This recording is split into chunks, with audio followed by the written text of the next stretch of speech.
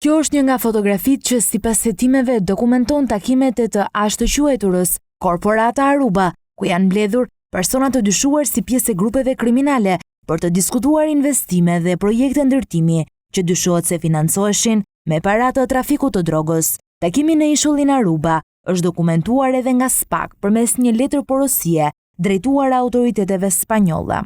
Por sipas dosjes hetimore që goditi një rrjet ndërkombëtar të trafikut të kokainës dhe pastrimit të parave, takimet të ngjashme nuk janë zhvilluar vetëm në Aruba.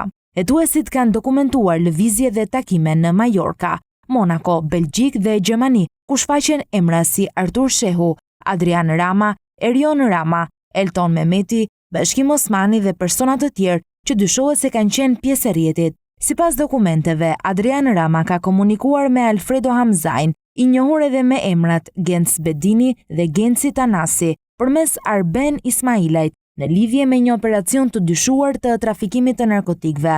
Ai rezulton pjesëmarrës në takime në Majorka me Bashkim Osmanin, Toni Lipajn, Artur Shehun dhe Arben Ismailajn, ndërsa në Monaco është identifikuar në një takim me Artur Shehun, Arben Ismailajn dhe Alfredo Hamzain, ku sipas hetuesve është diskutuar trafikimi i kokainës nga Surinami drejt Evropës. Në dosje përmenden edhe takime në Belgjik mes Adrian Ramës, Alfredo Hamzait dhe djalit të tij, Arten Hamzai. Një rol të rëndësishëm në këto lëvizje, sipas hetimit, ka pasur edhe Artur Shehu, i cili rezulton pjesëmarrës në takime të zhvilluara në disa vende të Evropës dhe Amerikës, ku dyshohet se janë diskutuar blerja, transporti dhe futja e sasive të mëdha të kokainës në tregun evropian.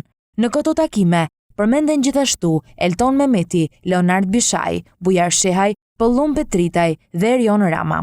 Ky i fundit është identifikuar në Monaco në të njëjtin automjet me Adrian Ramën dhe Artur Shehun. Sipas SPAK, automjeti është përdorur më pas edhe për udhëtimin drejt Majorkës, në kuadër të takimeve që autoritetet i lidhin me aktivitetin e dyshuar të trafikut ndërkombëtar të narkotikëve.